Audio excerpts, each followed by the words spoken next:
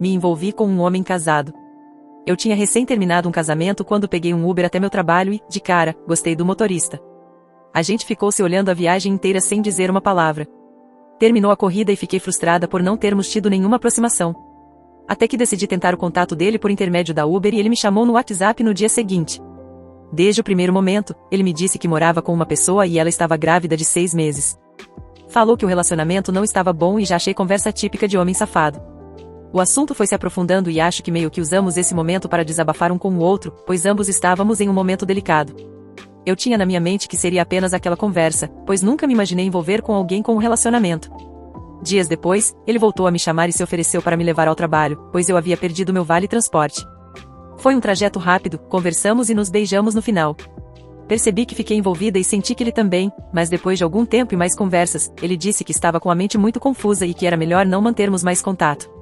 Eu fiquei triste, mas aceitei. Não o procurei mais. Passados alguns meses, eu encontrei a conversa dele no meu celular e achei que ele tinha me bloqueado. Decidi mandar uma mensagem para confirmar e apaguei logo em seguida. Ele me chamou. Voltamos a conversar. Ele sempre foi uma pessoa que me sentia à vontade para abrir tudo e sentia que ele me via dessa mesma forma. Não sei explicar, mas tivemos uma conexão muito intensa. Ficamos um mês conversando quase que diariamente, mas ele não conseguia um tempo para a gente se encontrar. Ele sustenta a casa sozinho, é muito responsável, trabalhador. Se cobra muito por ser provedor, proporcionar o melhor para sua família. Até que um dia, conseguimos nos ver rapidamente. Conversamos, nos beijamos e fui embora. Nas nossas conversas, ele dizia que sentia muito não ter me conhecido antes, que ele lembraria de mim até o fim de sua vida, coisas assim, que me deixavam confusa. Ele continuava me chamando, mas percebi que ele não dedicava um momento para nos encontrarmos.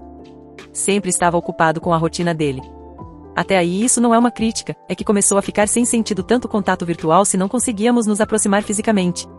Refleti bastante e disse a ele que seria melhor não mantermos mais contato, pois eu tinha medo de me apaixonar e claramente não daria certo. Percebi que ele se chateou, mas disse que respeitaria a minha decisão. Eu nunca me imaginei passar por isso na vida e sei que ele é uma boa pessoa também.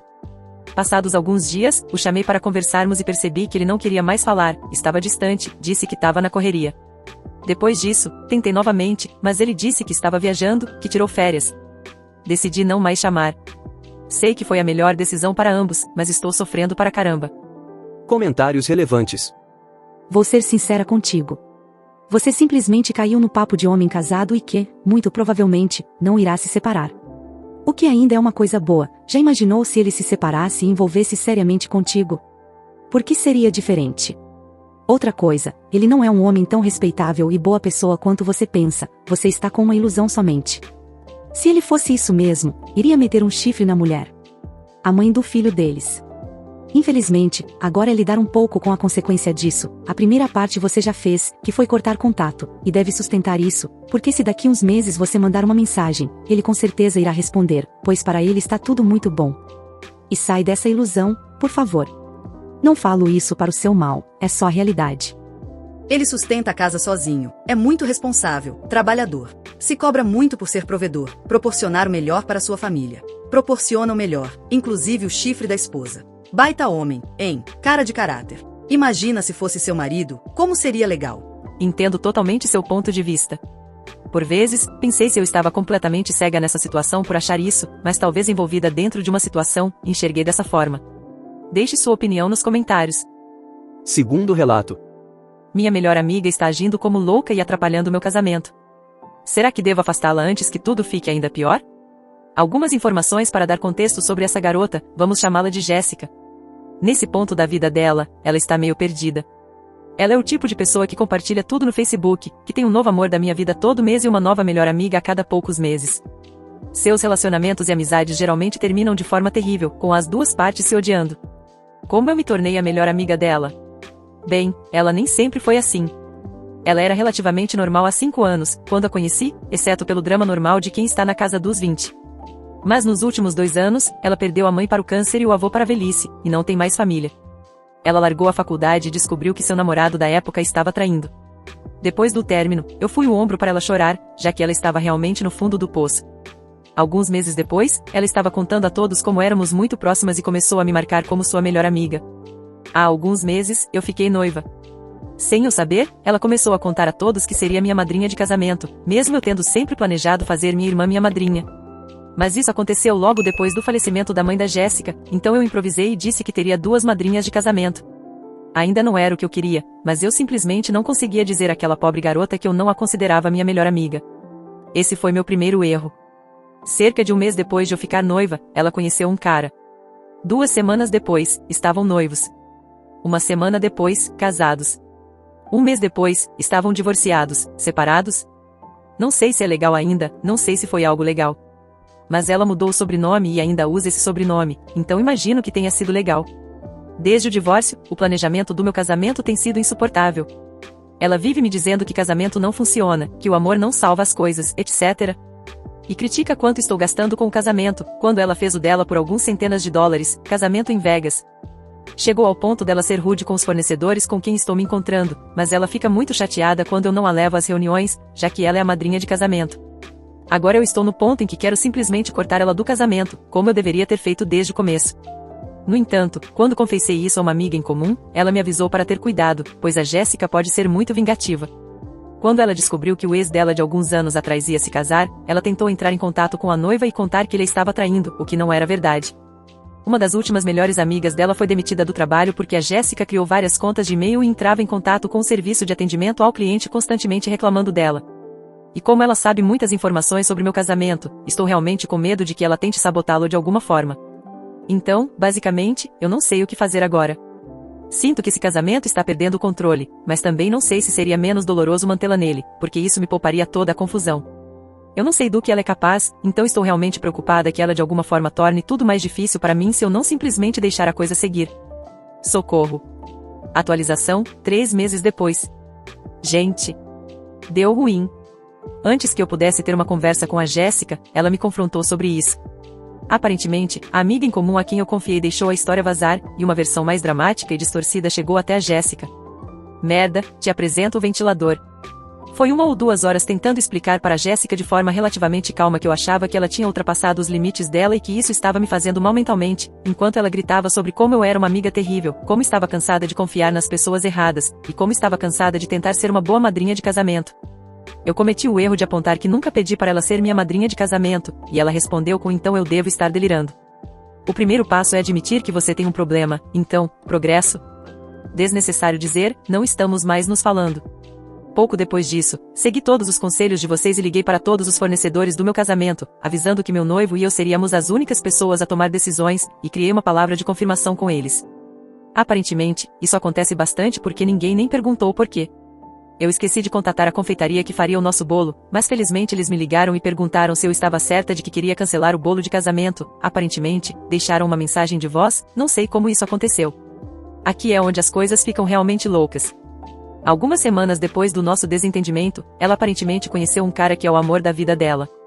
Algumas semanas depois disso, estão noivos, não tô inventando isso, ela realmente fez de novo. Então nossos amigos em comum recebem convites para o casamento dela, que é na mesma data que o meu.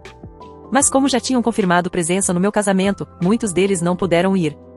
Poucos dias antes do casamento dela, eles tiveram que cancelar porque ele já era casado.